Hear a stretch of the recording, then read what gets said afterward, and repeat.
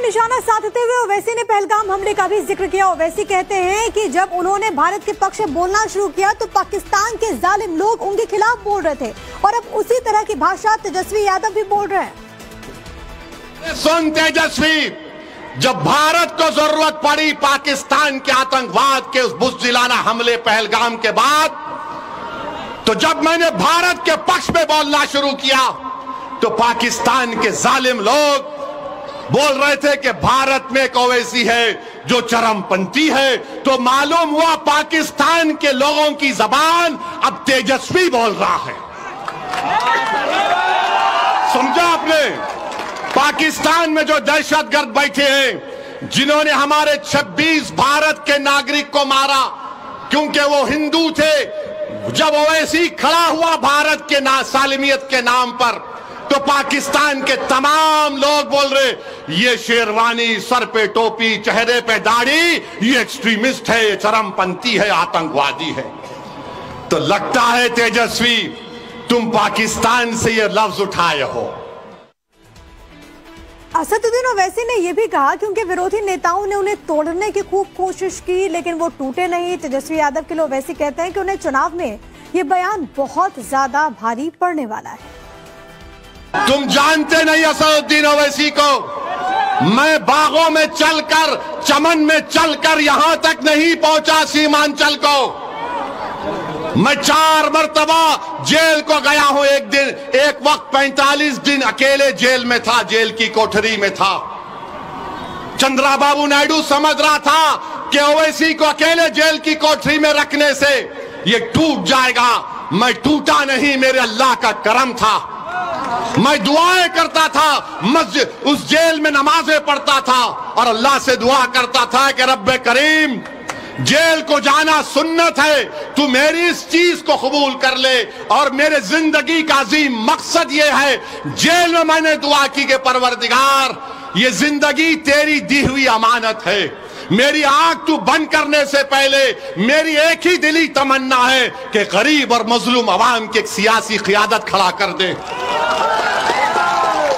Jail में मैंने दुआ की थी, नहीं मालूम आज मैं सीमांचल को आ गया। आपसे बात कर रहा हूं, 29-28 साल पुरानी बात कर रहा हूं और ये कहकर कहता है चरमपंथी, आतंकवादी।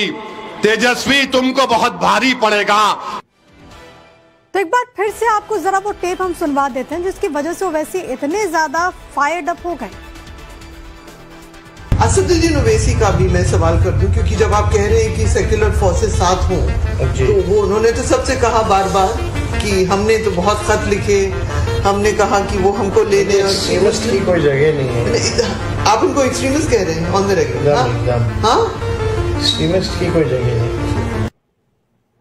असदुद्दीन ओवैसी का भी मैं सवाल कर दूं, क्योंकि जब आप कह रहे हैं कि सेक्युलर फोर्सेस साथ हों, तो वो उन्होंने तो सबसे कहा बार बार कि हमने तो बहुत खत लिखे, हमने कहा कि वो हमको ले लें। एक्सट्रीमिस्ट की कोई जगह नहीं है। आप उनको एक्सट्रीमिस्ट कह रहे हैं ऑन द रिकॉर्ड?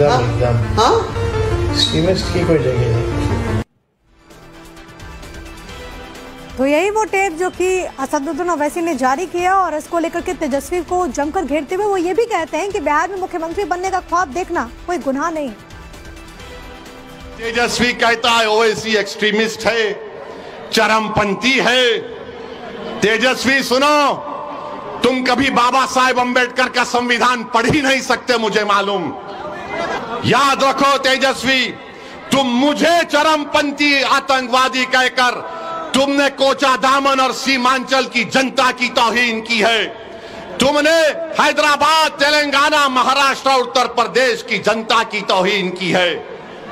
तुम्हारी ये ज़हनियत है कि जो तुम्हारे सामने नहीं झुकता, जो तुम्हारे सामने नहीं बिकता, जो तुम्हारे बाप से नहीं डरता, तुम उसको चरमपंथी कहते हो।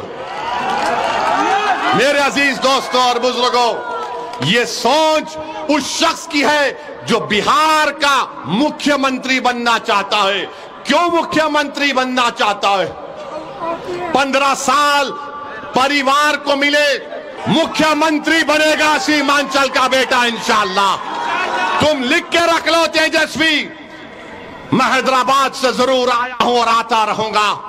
सीमांचल का बेटा उप मुख्यमंत्री बनेगा।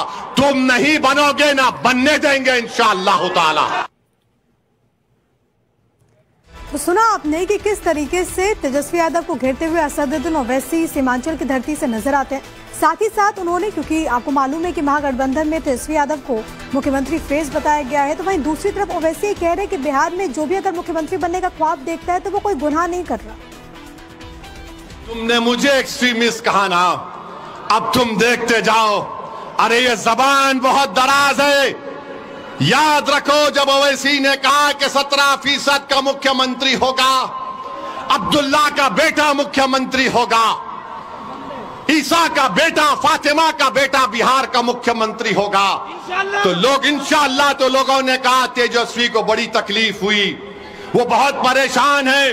ये ओवैसी क्या बोल रहा है? अरे बाबू, ख्वाब देखना गुनाह नहीं है, दुआ करना गुनाह नहीं है, मगर ख्वाब और अपने अज़ाइम को, अपने ख्वाहिशों को पूरा करना, अगर उसमें इखलास है तो अल्लाह कामयाबी देने वाला है। और अपने इस पूरे संबोधन में ओवैसी सीमांचल का नाम लेने से भी नहीं चूकते। बार बार वो सीमांचल की जनता को संबोधित करते हुए बात कहते हैं कि वो पीछे हटने वाले सीमांचल की जनता के लिए कभी नहीं है। तो इल्जाम लगा के समझ रहा है कि ओवैसी के लोग या ओवैसी पीछे हट जाएगा। तेजस्वी जब तक जिंदा हूं, पीछे हटना मेरी फितरत में नहीं है। मर जाऊंगा मगर पीछे नहीं उठूंगा सीमांचल के लिए, कट जाऊंगा